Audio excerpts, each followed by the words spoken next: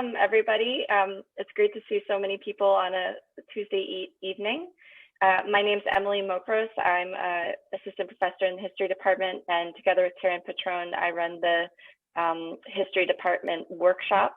We're delighted to have a special workshop session. Our normal meetings are on Friday afternoons, but today we're having a special session inviting the history department faculty, community, and undergraduate and graduate students as well to have a conversation with a distinguished professor in our department on basically the anniversary of the COVID-19 pandemic in Kentucky and in the United States. And so our conversation today is entitled, and it's going to be Dr. Erik Christensen. And I'd like to just give a brief introduction of Dr. Christensen before he tells us something about his research and experience with this pandemic and historical pandemics. And then we're going to open up the floor for conversation and questions. And as I said before, just make sure at the beginning that you make sure that your microphone is muted so that everyone can hear. And then when we turn to the Q&A, you can use the blue raise hand function, which is on your Zoom screen. You can also type questions in the chat, and I'll moderate our conversation when we get to that point. So our featured speaker is Dr. Erik Christensen. He's an associate professor in the Department of History, and he studies the history of medicine in American history. He's a New Mexico native who received his PhD from the University of Southern California in 1976. His numerous publications include studies of medicine in colonial America, New England, and Lexington, with special emphasis on Transylvania University's medical department in the 19th century. His research has been published in journals, including the Bulletin of the History of Medicine, the Journal of Environmental Education, Environment and Behavior, Register of the Kentucky Historical Society, and the Journal of the American Medical Association. One of the things that stands out about Erik Christensen, or Dr. C, as everyone affectionately calls him, is his compassion and care for our students. Dr. C served ably as Director of Graduate Studies during 3 separate stints between 1994 and 2011, demonstrating a deep commitment to our graduate students and our graduate program. He also served as the Phi Alpha Theta advisor for our undergraduate students for more than a decade, and the department is very grateful to him for this service. So I'm going to turn it over now to Dr. C. Thank you, Emily. Hello there, Akiko. I see you. Well, I'm certainly not going to provide, as I said, a formal lecture. What I would like to talk about, sort of directly and indirectly, jumping back and forth in time, is how have we come to think about our health and disease, the ordinary and the nightmarish? And this last year has been a little bit of all of those things, I think. It's just bad things on top of difficult things as they were. But what I want to do is to pop up with a few factoids, I guess. Some things that sort of sound, they sort of sound familiar in a way, even though we wouldn't think of them as being familiar at all. But as a way of getting up to the great influenza pandemic of 1918, and then of course comments about what we're dealing with today. If we go back to the 14th century in our Wayback Machine, we run into the Black Death, the first major Black Death pandemic of that period. Certainly not the first appearance of the bubonic plague, but if we look at that right in the middle, smack dab in the middle of the 14th century, we know that just in a couple of years, at least 60 million people died. That gives us pause to think about, and that's just a drop in a bucket compared to what we've been able to do more recently, I suppose. But the point is that people had to blame somebody for it. They didn't know that it came on the Silk Road, but we know that's where it came from. We know that it ends up on the shore of the Black Sea because you've got Venetian and other Italian traders that are there. And we know they're besieged and they brought something back with them. They didn't know that because they didn't believe in infection the way we do. The point is that by the time they got back on almost New Year's Eve of 1347, that just a couple of years later, all these people are dead all over the place. And who do they blame? They blame Jews. And they went after them, and they burned their synagogues. You had to blame somebody. That's one of the things we do, is that we blame people. If we jump up in time, we think of Christopher Columbus, whose day is not going to be celebrated as it once was anymore. A lot of people, the 100 billion people that were already in the Western Hemisphere, don't think he discovered anything, naturally, and they're not going to celebrate it for him. But one of the things that Columbus' sailors brought back was not just chilies, they brought back syphilis. And of course, syphilis, when you introduce a novel organism into a new environment, go from disease pool A to disease pool B, it's devastating. That's exactly what happened. Europe is devastated by syphilis, the large pox, as it was known, okay?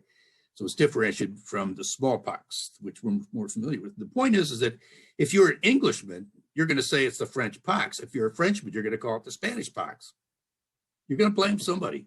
You're constantly projecting blame in one way or another. If we move up top a little bit more, we think of a woman named Lady Montagu, who was with her husband in Constantinople on diplomatic activity on behalf of the crown in England. And she happened to notice that indeed people were actually paying money to get smallpox. They made a little incision and they put some pus from an active patient into that, then they'd set them aside. And people did this so they wouldn't die out in the middle of the ocean someplace or on some trek, okay? She brought these ideas back to England and she wrote them all up and said, listen, I've written this up. They said, we'll never be able to get that published in the Philosophical Transactions of the Royal Society because you're a woman. Can't do that. So they ghost wrote it for her, basically.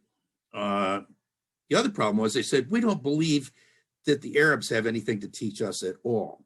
They're Muslims, we're Christians, okay? So there's this very profound sense of dislike, okay? That goes hand in glove with who you're going to blame, in effect. It didn't catch on real well in England right off the bat, but it did catch on in the British colonies, maybe because the Americans were so desperate to keep their population growing as opposed to contracting, because that's what was happening in Britain. And we know it worked. After they figured out they need to quarantine people, fatality rate of only 6% versus 94%. The Americans learned from that. They began to vaccinate. Before they did, even General Washington said, we know the British are going to use these biological weapons against us, which they did. So he made sure the American troops were inoculated. Then when vaccination comes in, right here in Kentucky in 1800, we had physicians from Transylvania that vaccinated 500 people in Louisville because they figured if smallpox really took off in Louisville, that the settlement of the West would be stopped. So Kentuckians were put on the map as being very progressive, we might say, even at that period of time. We jump up further in time. We think of, take a note from Charles Rosenberg's pioneering work called The Cholera Years in America, looking at the three epidemics that first hit it. And it was known as Asiatic cholera. You're going to blame someone. So you're going to blame the worthy Oriental gentleman from beyond Eastern Europe. You're going to blame somebody for that. And in the United States, it's not the Asians that got persecuted, because there weren't that many of them yet. They blamed the Irish. The Irish should have blamed. Okay, why? Well, because they're drunks, and they're causing all these problems. So what we have is this: we got to blame somebody for this, even though we didn't know. They were on the cusp of understanding contaminated water is the source of an awful lot of enteric diseases, including cholera, but they didn't know it yet. So they're going to blame somebody for it. They're dirty, filthy people, and cleanliness was in the league with godliness. It just gives rise to the sanitation movement. Let's jump up time a little bit more. David Randall had a book published just recently on death on the Golden Gate before the actual Golden Gate Bridge was built. But David Randall's book is looking at the outbreak of bubonic plague in San Francisco in the late 1890s. You know, it's something a lot of people didn't know about, and people were really fearful that indeed it would just simply march across the United States because of the existence of railroads, and it would kill people. That's right at about the same time that people understood that a guy named Alexander Yersin actually identified unequivocally that the plague was transferred from people to people and from rodents to people by the bite of a flea, and that there was a bacterium that could be identified, named after him, Yersinia pestis. But they blamed recent Chinese people who had been imported, you know, to work on the railroads and other things, and the connections they had. So they blamed the Chinese community in San Francisco, and they went after them with a vengeance. You know, they beat them up, they burned their businesses down. They wanted to get rid of all of them. They already had Chinese laws, yellow plague laws, but so they weren't looking for a natural source. And what they found is indeed there were all sorts of prairie dog towns on the other side of San Francisco Bay that indeed were probably one of the sources of this, not just Chinese laborers. So in effect, it was a war against the Chinese community. So the ethnocentrism was very much a part of that. If we move up time just a little bit more, in 1918, you know, what we see is something that became known as the Spanish flu, because the Spanish weren't quite as controlling of the press at that time. Okay, so it became known as the Spanish flu. It did not originate there at all. But Alfred Crosby and John Berry both make convincing arguments that the strain of influenza that we're dealing with, H1N1, in fact, may very well have originated in southwest Kansas, perhaps as early as January 1918, and it was quickly spread by the movement of troops. And as we know, the United States had only entered World War I in the spring of 1917. So they're now going to be asked, they're asking President Wilson, you need to send troops over, and they're starting to get sick, isolated, you know. And it's not until they first really get over by the summer, and certainly by the fall of 1918, that the great dying begins. So in effect, the source of that particular pandemic may have been the United States, not Asia. That's a different one for a change. But when you've got that many troops coming and going, you've got to keep the war effort going. You know, they don't know about viruses yet. They're going to look for antibiotics. They don't even know what they're looking for, of course. We know that people were wearing masks. They were encouraged to wear masks. And people would say, are the masks going to do any good? It sounds familiar. Masks aren't going to do any good. But we know that even if they were flimsy masks, like a lot of them that we see today, it would work. It would help, just like it is helping against COVID-19. When we think of what happened in 1918 and into the early spring or late winter of 1919, the influenza deaths in Kentucky, and most of them took place in the fall of 1918, as they did in Philadelphia, New York, and other places. Between the fall of 1918 and the early spring of 1919, there were 16,000 influenza deaths in Kentucky in just months. We've got 5,000 deaths now after a year. We compare what was going on in 1918, what's going on today. It's awful today because of the national death rate. Kentucky's been very, very lucky, obviously. But the US death toll in that short period of time was at least 670,000. You know, and we're not done with our epidemic right now, our pandemic, and it will get a lot higher than the 500, almost 550,000 we've got right now, but it's growing. The world flu losses of 1918 were at least 60 million. Some have estimated as high as 100 million because of the difficulty of collecting data from different parts of the world. It still is. What happens in Africa, we don't really know. And most of the Africans don't know sometimes either because you don't have communications and collection of data. The combat deaths of the United States forces in 1918 were 112,000. Okay. Kentucky had 2,400 deaths of soldiers during the First World War. But we have Memorial Hall, and Memorial Hall was built to honor those deaths in World War I. Well, it's just a matter of time. We're going to have a memorial honoring our peacetime war deaths, that is, war against COVID-19 in Kentucky. There will be a monument and memorial built, I think, right close to the Capitol in Frankfurt to honor what's been lost here. So if we think of these things, it's a huge, huge number of people that have died, and an awful lot of people died just a century ago. You know, and some people have said we've forgotten, we lose perspective, as the case may be.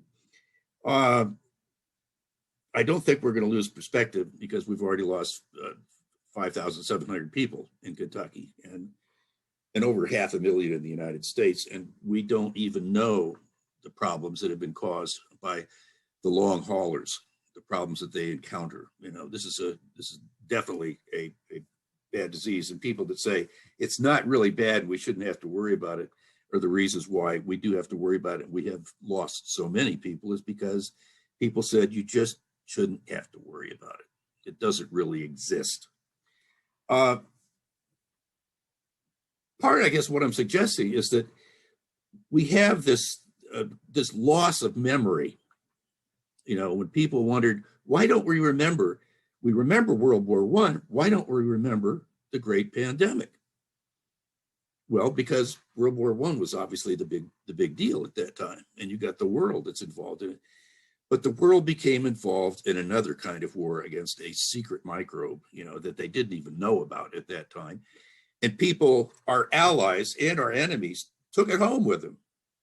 And it may have indeed mutated several times. We're experiencing that. We've actually got our own mutation in Eastern Kentucky that's different than any of the others, okay? These are facts of life in the world we live in now. And now, instead of taking 3 years for the Black Death to wipe out most of Western Europe, you could do it in 6 months. Instead of taking 6 weeks to get from northern Italy around the Iberian Peninsula to trade with England, for example, it might take you 6 weeks to do that. We know it could take you an afternoon today. We know that we can get from Hong Kong to the United States in no time at all. So we think of the distances that at one time contributed to American politicians and American visionaries as thinking that we are invulnerable. We got the Pacific Ocean on one side, the Atlantic Ocean on the other, and we're never going to get these illnesses. We're never going to get these diseases. We still hear that. And yet we've got planes that will take us from one part of the world to another in an afternoon or an overnight. The world has not gotten smaller. It's just easier to access it. Excuse me. And these are things that people need to realize. You know, we were not prepared for what just happened. It's happening now. We had written off a number of the things that enabled us to support a global surveillance and testing. We sponsored a lot of these things in other countries that didn't have the money themselves. That money's been withdrawn. You know, we can only hope that it's going to be redeployed again so that we can indeed we need to use the rest of the world, the whole world, as the frontline guard. You know, we've got to keep an eye on each other's backs, because if we don't, this is the kind of thing that happens, you know. So we did not think until just a couple of decades ago much about the history of illness and world history. And we certainly haven't thought about it as something that's been a shaping force in American politics and political culture. And yet we're getting a real dose of that right now. You know, we wouldn't have people crashing into the Capitol of the United States if everybody was on the same page when it comes to this stuff. This is definitely true. These are some things I think a lot of us probably have thought about. There's things that many of you as scholars are aware of because you've studied about these things in your own time period, in your own countries. But I'd be interested in some questions that you might have to see whether or not we do have a number of questions in common about things, about the role of disease in history, and about the role of politicians in the way we handle disease. Because obviously in pseudo-democratic or representative governments, we do have a role, but for the long time, and we haven't had a role. And the question is whether or not the federal government should take a leadership role. And a lot of people obviously don't think that's true. Excuse me, I've got a large frog in my throat here. So I'd be interested if anybody's got some questions. I mean, I'd be interested in what you all think about this. This has been your experience as well. And we've all had different experiences, and they've been trying on ways that we couldn't have imagined. And it's had an effect on everyone we know. And it's had an effect profoundly on us teachers. We haven't been with our students. And that started a year ago. And I remember at the time, not being prescient or anything, but I told kids in my history of medicine class and in my senior seminar, which was going to deal, they were going to write papers on health issues. In January, I said, we won't make it through the semester. Oh, why not? Because this is bigger than we think. You know, we're not getting the proper reporting from China. They did the same thing in the first SARS outbreak. They simply lied to us. You know, they did that. So it's not surprising that we get comments like the China flu, you know, Kung flu, you know, the China virus. Why? Because it's easy when you've got an adversary, a trade adversary, if nothing else. You're going to blame them for something if you can to try to get the upper hand. And that certainly has been true in the European Union, which is falling apart, and they've been pointing fingers at each other. This is the world we live in. And it sometimes is, it's not very pleasant when you look in the mirror and realize that, are you a part of the solution or are you part of the problem? I'm not quite sure. Okay, so there's a question in the chat. This is from Nikki. Can you give an example of government leadership handling a major health scare well? Well, they're doing a pretty good job right now. Right now, you know, obviously not before that. I think that since the federal government really has not played much of a role in public health in a consistent manner, you know, it just has not done so. And consequently, I can't really give the government, no matter who was in, really high marks because they've distributed things through the National Institutes of Health, the Centers for Disease Control and Prevention, and we've all been sitting on the front row of realizing when you get a president that comes in and says that he's the one that can call the shots. He's the one that appoints the National Institutes of Health director. He's the one that basically appoints all of these other people. And if he basically wants to get in there and say, I think Anthony Fauci is a liar, okay, he's going to have an awful lot of people listening to him, just like the people that said we ran into the Capitol because the president told us to. I don't think we've done a very good job because when it came to the war against polio, that's basically private institutional activity and the march of dimes. When you think about it, it's volunteerism. We have very few, when it comes right down to it, very few top-down controls that determine people's how they're going to act in a particular situation. Do you make sure that they have to have a vaccination card? A lot of people don't want to have that.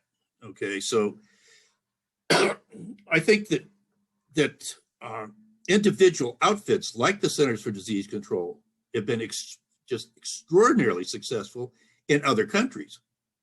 They've been very influential through the World Health Organization, for example, Doctors Without Borders and things like that. We've done very good in developing and mandating vaccines for certain kinds of things, but there's a backlash. There's a backlash of this, okay? So what happened here? Oh, okay. I guess somebody named Tyler Johnson has got his name all over my thing here. Okay, now we're back. All right. I just wouldn't give them really good marks because it was basically left up to people and left up to states to do it on their own. And it's only recently. I think this is going to be a wake-up call. I just don't think we've been very successful. So we have a number of questions that folks have added to the chat, so I'll just read them in order. And the first one is actually a related question from Francie Chasson Lopez, which is, did the federal government organize in any national way to respond to the pandemic of 1918? It did, but it was largely ineffective. The simple reason why is because they're engaged in World War I. And President Wilson was put on the spot when some of his advisors said, listen, all of our allies in Europe said, we've got to send troops. We got to send troops. They registered like 13 million people for the draft in no time at all. That brought jillions of people together, and they just swapped viruses, not knowing they were swapping viruses. But the point is that people said, we need to convince newspaper editors to not spend so much time on the list of the dead and the dying. This is undermining our war effort, So if we look at it, I would say that because we were preoccupied with World War I, that we basically looked the other way, And I think that's what happened. There were no national institutions, excuse me, that could in fact say, this is what you're going to do. It was left up to individual mayors, like the mayor of Lexington, the mayor of Louisville, for example, close at home, that basically shut down the bars, shut down restaurants, shut down the motion picture shows at the time. They could do that. They could stop sports. And they increasingly did that throughout the United States and emptied the football stadiums and emptied the baseball stadiums, okay? But that's not a national order, that's local, okay? So that goes back to why so many people have wanted to impeach Andy Beshear and to impeach other governors elsewhere. It's like, the state house should not be telling us what to do in our counties and our cities. That should be something that we do ourselves. Okay, so, and obviously we didn't have a lot of encouragement. President Wilson certainly wasn't telling people, you need to do this. What you need to do is to get on the boat and go to Europe over there. Okay, so I can't give the federal government, because it wasn't really involved in health-related issues very much at all at that time. I can't give them a high mark at that time. And the fact that we had obligations, and Wilson said, have you heard that little ditty that young kids are singing all over the place?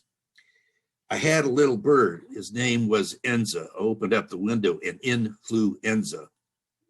That was one of the things that kids amused themselves with, okay? Just like the one they did during the Black Plague, ring around the rosy, a pocket full of posies, at you, all fall down.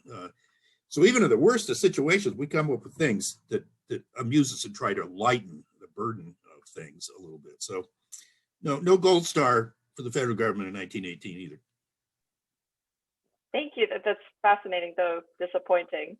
So we have a lot of questions. A lot of them are about the vaccine rollout and the future going forward in some comparisons. And then we have a couple more about politics and then World War I. So I'm going to ask the question about World War I since we're on that page.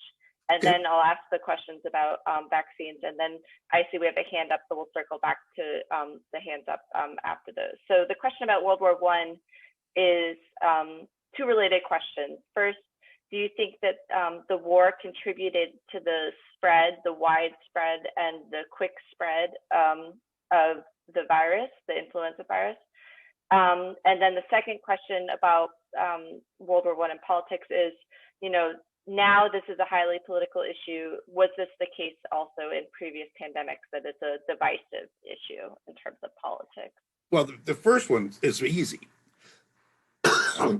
Yes, soldiers spread it throughout the world. And they used, in the United States, one of the reasons why it spread so rapidly in the United States was not just because of soldiers. It's because soldiers used railroads to get them from where they were inducted to where they were trained and then to where they, in fact, were shipped out. And that was true in any country that had railroads. So, and then you pack people on a boat, on a ship, you pack 3 times as many people as there should be on there. And then they get off on the other side of the ocean after 5 or 6 days. And if they're not sick, they will be. And everybody they run into is going to be sick or they will be, and it obviously went back and forth across the lines. They're fighting 50 yards away from each other in the trenches, it's pretty easy to spread germs. So, yeah, and we think more recently, when there were bans put on travel from certain countries to the United States because they were coming from hotspots, it was too late to stop the stuff coming out of China. We know that. It was already here, okay? But you had people, particularly Italians, that were coming back from visiting their families in Italy, where it was just exploding like crazy, and they brought it back to New Jersey and New York City, and you had a wild explosion of COVID. Okay. Now the second question, I'm trying to remember, it had to do with political divisiveness. Right. So, what was the past pandemics as politically divisive, or are there examples of it being politically divisive? If we go back in time, before the germ theory, you're just going to point fingers at somebody and said they did it. Okay, that's why I use the examples of the Irish or Jews or whoever. You know, you're going to blame somebody for something, and we still do that today, even though we know, what viruses are or what bacterium are. We know that invertebrate vectors carry viruses too. Can't really blame a mosquito, blame where it came from, perhaps. But so until recently, we've been pretty lucky in the United States. We haven't had Ebola in any great extent. And Ebola broke out along with HIV/AIDS along the AIDS highway that went across, that part of Africa. And that you have all these wars of liberation, the decolonization of Africa goes hand in glove with the increased spread of exotic diseases. You have this spillover, from primates and from other organisms into human beings that are modifying their environment. And consequently, when you modify an environment in such a way, you're guaranteed that it's going to outlive you. It will survive. And I think that we got an example of the politicization of vaccination. We got an example of the politicization of mandatory public health measures, something as fundamental, as simple as masking up, of quarantining, of staying away from places where you've got a lot of people. And you simply got this old business that we're all familiar with. This is a country of individuals. It's this celebration, almost an orgy celebration of individualism sometimes at the expense of the larger population. So I think these things are inextricably interwoven, and I think we're going to have to be a little bit more imaginative how we anticipate and how we actually deal with things in the future. Because one thing we ought to realize, our responses right now are going to be very helpful to advance surveil the world for things that pop up that might get everybody down the road. If we take these lessons to heart, we need to do a better job of anticipating. And we also need to do a better job of what do we do when it gets here? Are we going to demand everybody be vaccinated? Are we going to demand people wear masks? Are we going to demand people? And what do you do when you take people's jobs away from them and they got to stay home? You take the schools and you close them down, and mom and dad can't go anywhere because they got to take care of their children. They've got to think about these things, and one of the best ways of dealing with it is vaccination. We have been successful with vaccination, but that's excuse me, that's not really necessarily the role of the federal government. It's the role of public health departments, but it's not something that until recently, the presidents just don't get up there and go, this is what we're going to do. Ike didn't do that in the 50s for polio, and there wasn't much that FDR could do, even though he himself suffered from polio, So you raised the March of Dimes, raised money to help support the research of Salk and Sabin. I mean, that's where that money came from. It wasn't from the United States government. So it's like they say, you can pay me a little bit now, or you can pay me a lot more later. And a lot of the politicals running around right now don't want to drop a dime on anything like that. They just don't. It's like, if you're not tough enough, you shouldn't be an American. We've gotten an awful lot of that. So first of all, I forgot to give credit to the previous questions. They were from Tyler Johnson and Logan Eds. And then turning to the question of vaccination, which a lot of people have questions about. First, we have a question, three related questions. And so I'm just gonna read all of them, but they're pretty close. Alex Spangler asks, what do you think the exit strategy will look like with the number of vaccinated people increasing? Do you think we'll get to a sense of normal in the next year or so? And Catherine Gay also asks, is there going to be a return to normalcy? What will normalcy look like? And Abigail Stevens asks, what strategies do you think would be best to convince vaccine hesitant people to get vaccinated? And how will we respond if not enough people actually do get vaccinated to achieve herd immunity? So I hope those all fit together nicely enough for you. Well, I think that they complement one another in many ways. The questions do, and I think that if we don't do some of the things that our specialists are advising to do, there will be no normalcy. What we'll get is this is the new normal. Which is not exactly what people are seeking. They're seeking something that it's a dream world. What was life like a year ago before it got here? It's just hard to imagine that things have changed that much in a year. Are they going to change a lot the next year? They're going to change, but are we going to be out of it? No way. It just statistically isn't going to happen like that, probably. But in terms of convincing people who are hesitant to be vaccinated, particularly if they're philosophically opposed to it, politically opposed to it, I think what we're finding is that they've lost a mother, a father, a child, and other people have been vaccinated and they're not going to die.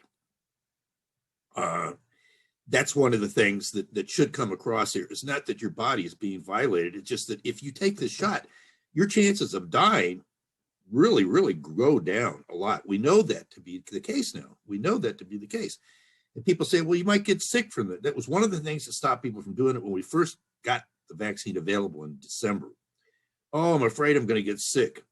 Okay, well, a few people did. A few people always get sick. Okay, some people will die.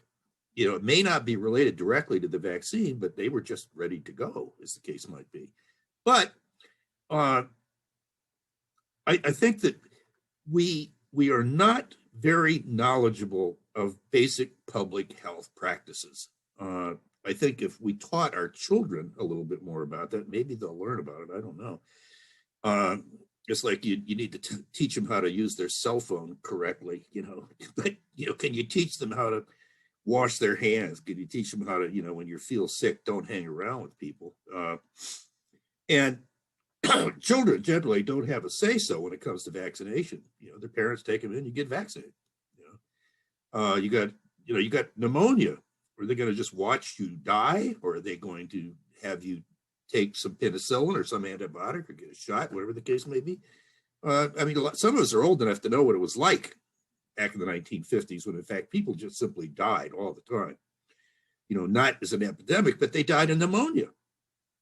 They died of things that are easily treatable and preventable today, And it's like we don't worry about smallpox, but most of the people on the face of the earth have never been vaccinated. Okay, we still got a little bit of polio left, so most of the people who are alive in the world today have never been vaccinated for polio. Does that make us vulnerable? Absolutely. Absolutely. So just because those things aren't present right now does not mean that they could not be. And I'm not just talking about biological weapons. Some of the stuff is out there in the world. We're going to run across it. Just like the campers that come back and they got an itch, where they got bit by a flea, and 3 days later they've lost all their toes and fingers because of bubonic plague. Well, bubonic plague's not supposed to exist, but it does. It does. Does that mean we should be afraid of going out? No, it just means we ought to be knowledgeable and sensible. That's all. And the same thing is true with, if people want normalcy, they're going to have to work for it. They're going to have to work for it. They can't just think that I'm going to drink this magic drink, or like that character in the movie Contagion says, take extract of forsythia. You don't need antibiotics, just drink forsythia. Okay. which obviously didn't work in the movie either. But so part of it has to do with we've got this current trend of being anti-intellectual, anti-science, anti-rational, and people are saying, listen, if I want to feel that way, then that's my right. If I want to be as dumb as a pile of rocks, that's my right. That's what America's all about. Well, but the rest of the people in America don't feel that way, and I personally, of course, don't think it is wise to. Somewhere along the line, you got to draw a line and say either you do some of the things that will help protect your neighbors, or we're going to have to put you someplace. We'll have to do something, help you modify your behavior a little bit. Otherwise, there's not going to be any normalcy. I just don't see how it can. Why? People left completely to their own two bits are really selfish. That's maybe my way of looking at human behavior sometimes. And that's why we're lucky to have people that are wiser than we are help us confront the fact that sometimes we're not our own best advice givers. We need to rely on some experts, people on the outside, and right now we're really hostile. We're really hostile towards a lot of these experts, except that we're seeing people lined up. We're seeing people signing up for these vaccines. Why? Because they know more people who've taken it and they're not getting sick. So they're going to be signing up for these things. Why? Because they work and they don't get sick. You might have a sore arm, you might have a headache, for a couple hours, but most people don't. So if you can get rid of that fear, nobody likes to get poked by one of those damn things. Nobody likes to get a mosquito bite either. It's the same thing, except that the needle we get our vaccine with is a lot bigger, than the proboscis of a mosquito. But I think we're going to have to stick with it, and we're going to get tired of people telling us not to do that. Look at this fiasco down there in Miami Beach, and every place they've opened stuff up and said, yeah, you can go out and play, and they do, and we always have a surge, and that's what people are concerned about right now, is that we're not, plateauing is one thing, but plateauing is usually a prelude to a surge, and that's what people are worried about right now. So if we want to have things better a year from now than they are now, that we need to work at it, and we need to be patient and dedicated to doing that. Otherwise, I don't see us escaping. I think we can. So we had a question. Ray, do you want to ask the question, or do you want me to read it? Yeah, I can ask the question. Thank you. Okay. So I'm sorry I do have to leave soon, because joys of being a working student.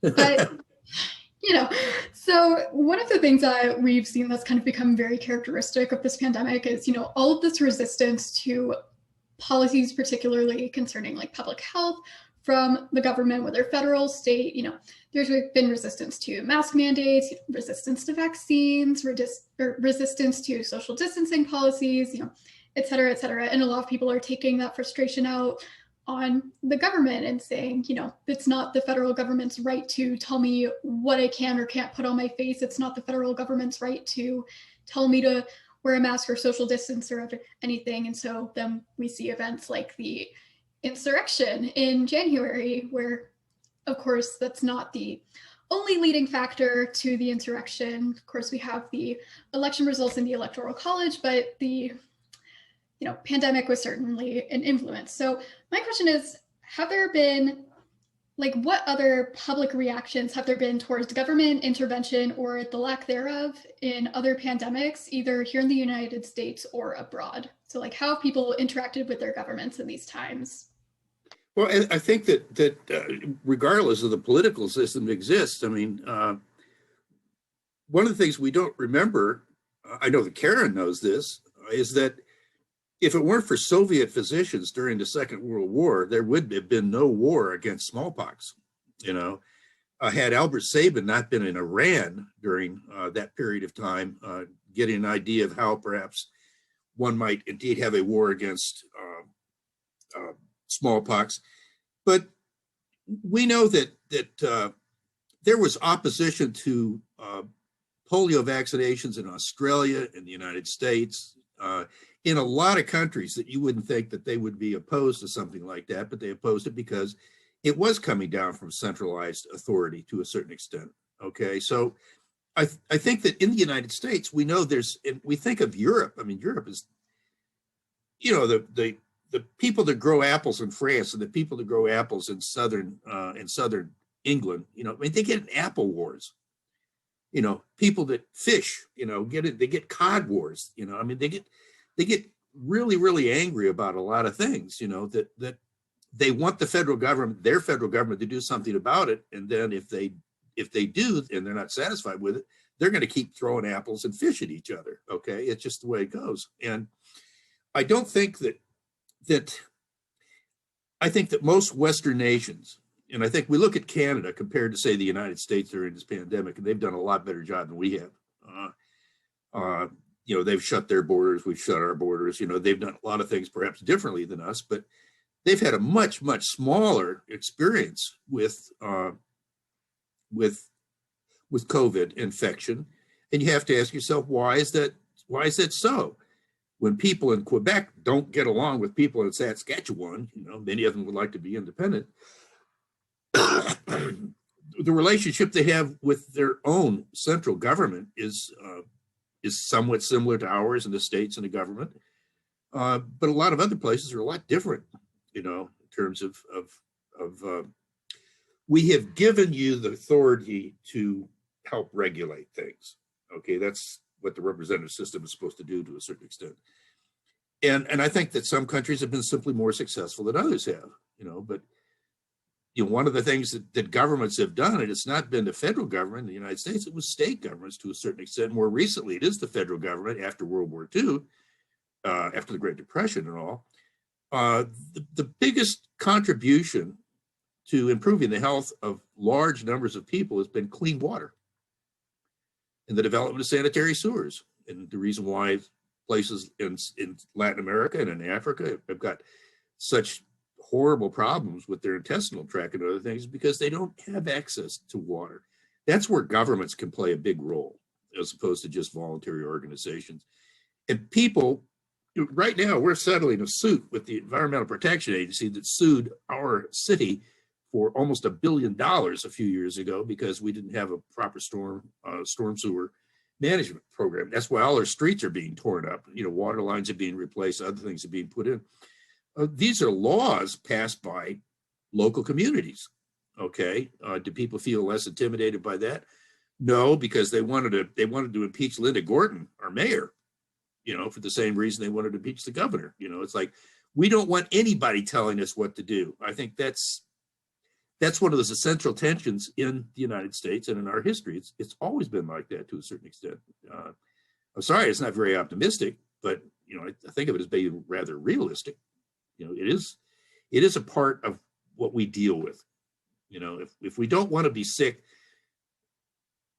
can we expect the government to help out?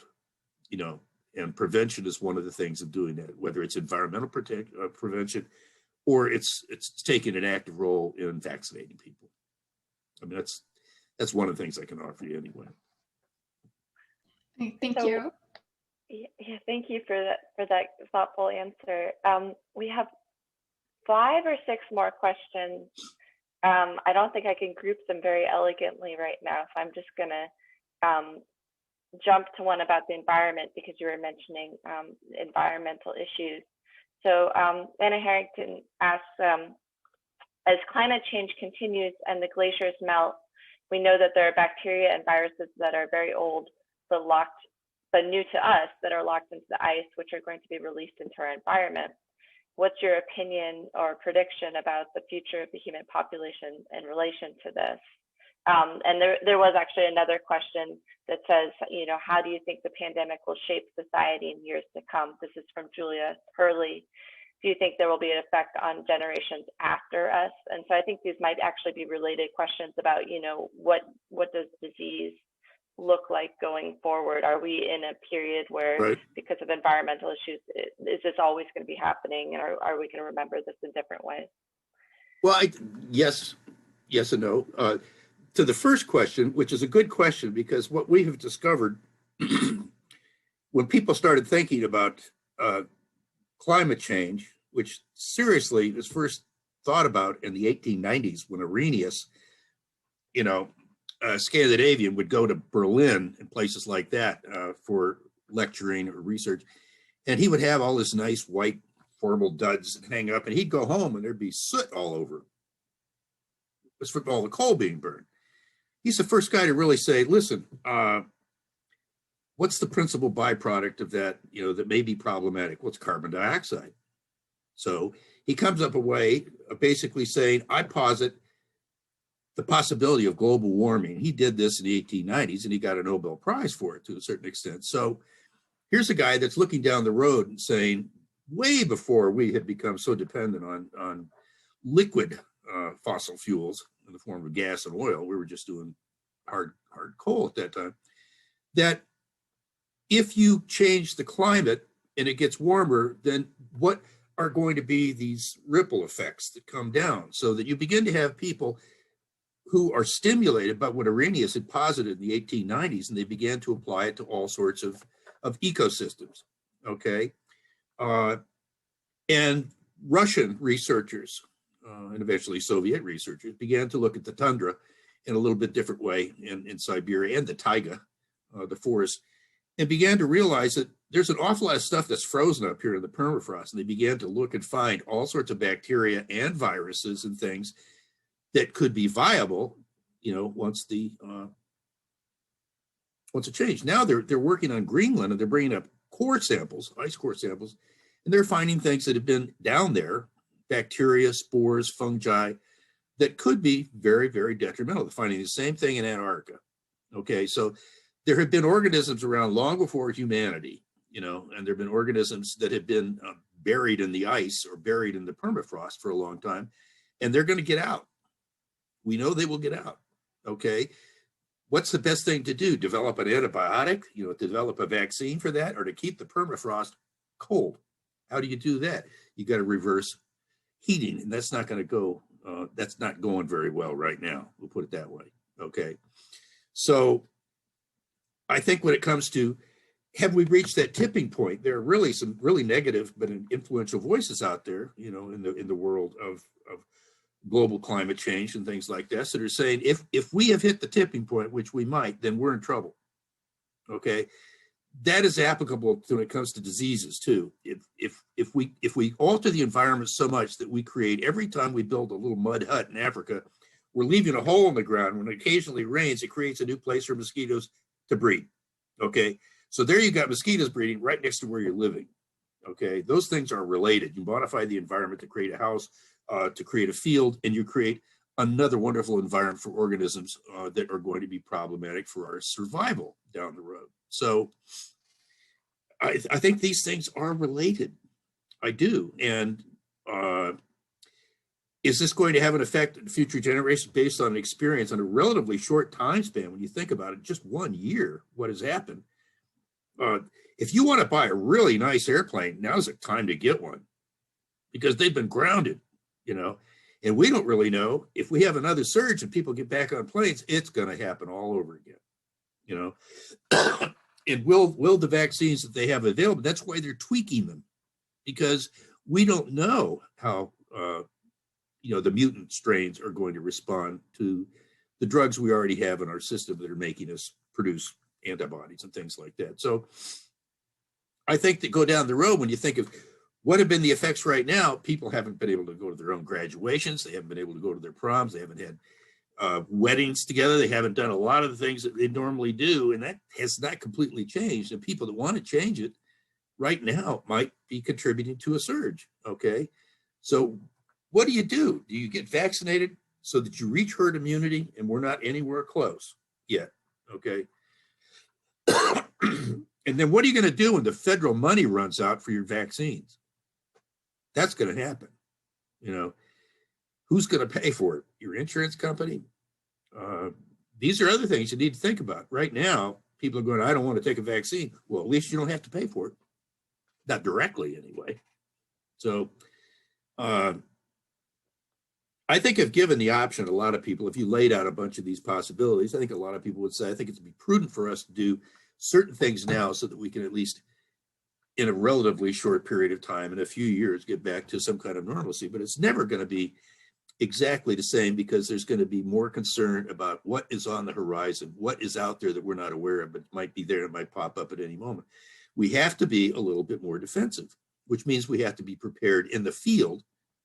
And we have to support third world countries with the kinds of tools and electronics and laboratory equipment, and of course the ability to transmit data from the field to an institution, to a computer bank that can analyze this kind of stuff. We need to take advantage of some of the technologies that didn't exist 30 years ago, even 10 years ago to a certain extent.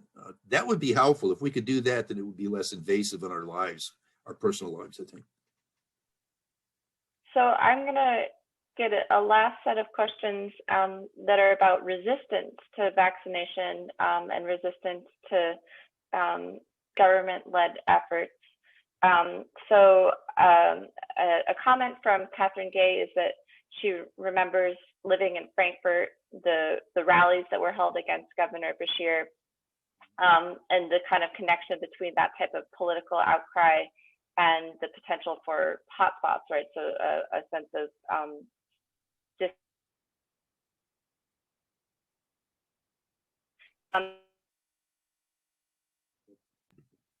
Emily, you're breaking up. Unvaccinated people and those that are, okay.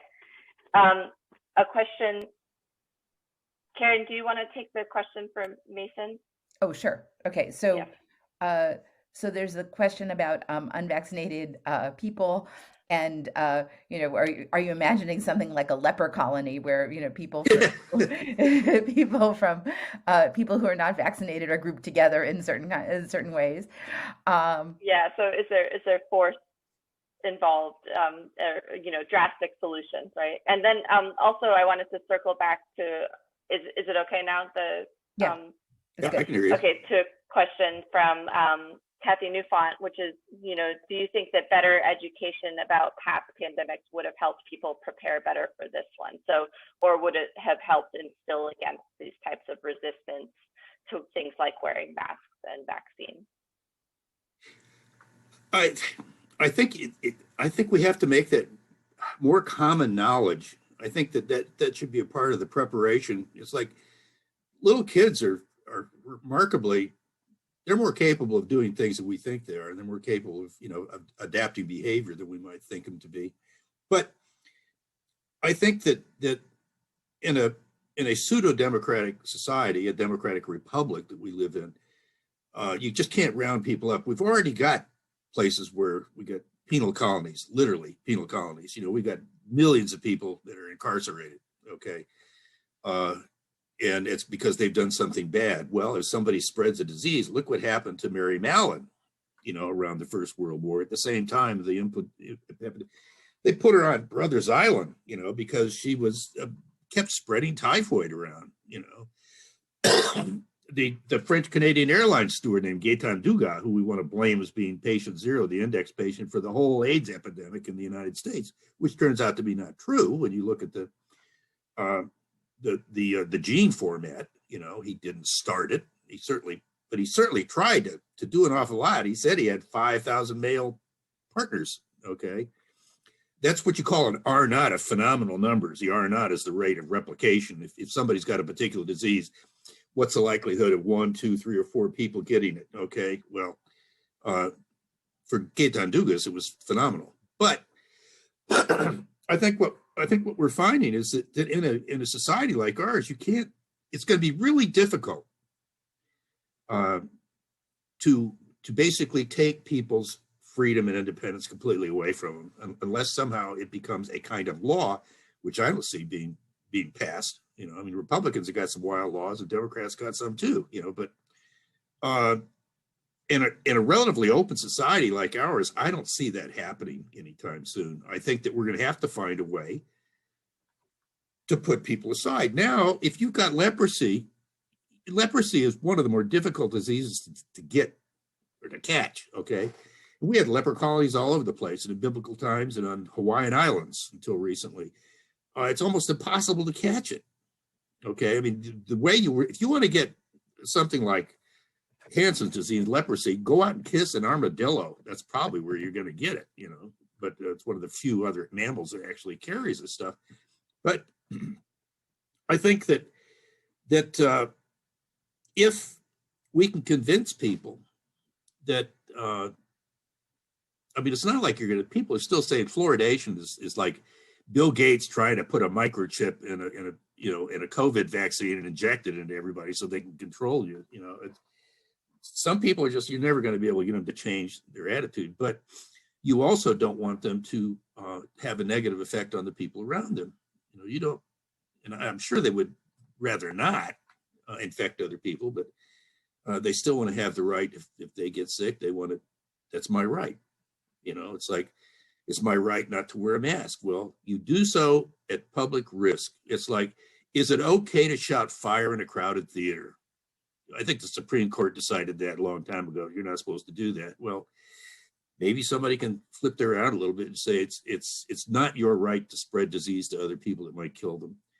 And the way to do that is what they did when they caught a prostitute here in Lexington a couple of decades ago. And after having arrested her several times, saying, you have tested positive for HIV, so you need to stop getting together with Johns. And she went on a rampage and said, I'm going to infect every John I can get. So they arrested her. I believe they found her guilty of attempted manslaughter, you know, and people that have some of these exotic antibiotic resistant strains of TB have been incarcerated because they have spread it to other people and there's no treatment or cure for them. So in effect, what they're doing is it is a form of manslaughter, a second-degree murder. You know, are we going to go that direction? I don't know. That's one of those slopes that can get pretty slippery, pretty quick. So, do you think that that's something that morally right? Pardon? Do you think that that's something that would be morally acceptable to take people who are symptomless and they don't want to wear a mask and they don't want to get the vaccine to group them into communities that they don't want to be a part of? I don't know. I don't know if morality's got anything to do with it. I think I'd rather look at it as, is it legal? Is it legal? You know, are there laws that could enable you to do that? I think there are some laws that might be stretched and changed in that direction. People in the situation we're dealing with right now don't even want to talk about morality. You know, it's my right. It's what I like. It's what I don't like. So again, I just don't know. I just don't know. Did you want to say something about the question about education, like exposure to historical imagery of pandemic prevention and masks? If you think that might have been helpful in reducing resistance? Well, I think if you could prove it, I think it has been proven in the United States, it's been proven elsewhere. I think that when you shut things down, when we first, you know, a year ago here in Lexington, you know, the same day that the first case was reported at the UK hospital, my youngest granddaughter was born that day, you know, and I did not see her for a long, long time. But, and Governor Beshear, a short time afterwards, you know, basically said, it's time to stay home. Okay, shut things down. Well, we plateaued there for a while, okay? And then, of course, you open it up again, bingo, you get a surge. And what he has demonstrated, and I think other responsible officials elsewhere have demonstrated, is that when you use masks and you don't gather in large groups, you probably are going to at least plateau it, or you're going to decrease your positivity rate. Why? Because you're just not getting close to people. But we are organisms that like to get close to each other. You know, we just are. We're social beings, and we don't like to sit 6 feet apart with a mask on our face. But it works, you know. And if people want a way out of it, now they're getting kids 3 feet apart instead of 6 feet apart, and they're wearing masks. Why? Because they think that those masks, your mask and my mask, provide like 4 layers of prevention, you know, so that you're not going to be giving something to somebody else and they're not going to be giving it to you. that's one of the things you got to do to create that herd immunity, is to just have enough public health common sense to not do certain kinds of behavior. Okay. And does that mean we'll have to do that forever? Probably not. I think we need to have the sentinels out there to tell us that it's time to put on our masks, and we didn't have that. We didn't have that connectivity yet, that masks are really good prevention. It's like the old phrase, coming out of the AIDS epidemic. Well, we still have an AIDS pandemic, condom sense, they work. So do masks, they work. Okay. And then you come along with antibiotics and antivirals, and people go, "Oh hell, we're gonna forget about common sense. If we get it, we're gonna be able to take medicine. We'll be fine." All right. Well, if that's the way you want to live in the land of COVID, then you're going to have to take some medicine. And they're working on pills right now, so that maybe if you had antibiotic or an antiviral available instead of a shot, that maybe people wouldn't oppose it. And they wouldn't need to wear masks unless it was really, really particularly bad. Okay. So if we think about the possible alternatives, I think there are ways that one might imagine things like this, and not have to worry about, the island of Dr. Moreau, where you lock up all your freaks in one particular place and throw the key away, put them on an island with those Jurassic Park with all the dinosaurs, so they'll have something to eat, So I think there are alternatives.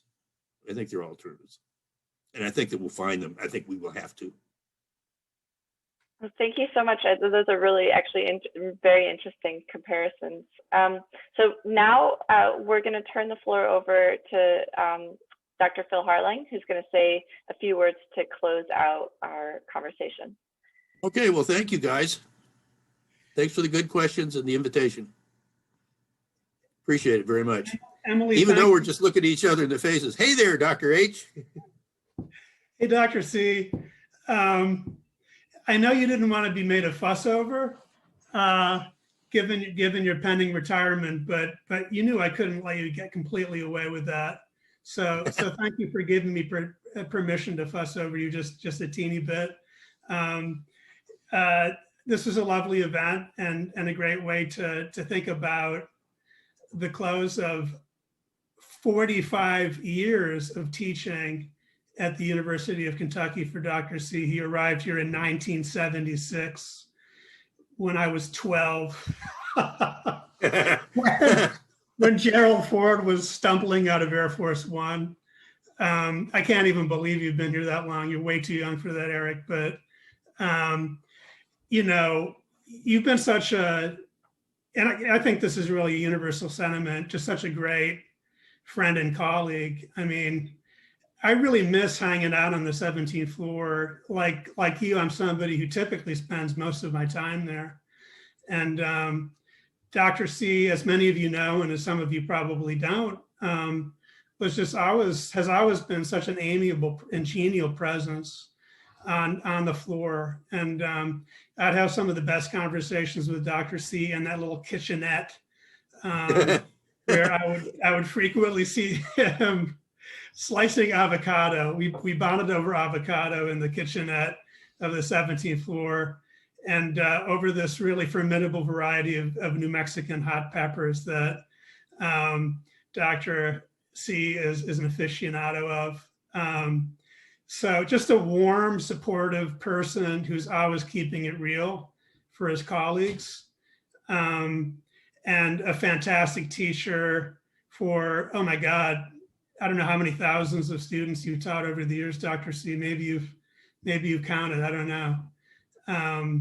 But it's been such an honor to be your colleague and allow us to be your friend. And I hope you continue to roam the halls of Patterson once we're sort of properly open for business again. So just thank you for being such a great teacher, a great colleague, and just a great friend. Thank you, my friend. Thank you very much. I've sure enjoyed all of you, and I've missed you. So when the time comes, I will roam the halls, and I will bring my avocados with me. Thank you, Phil. Thank all of you.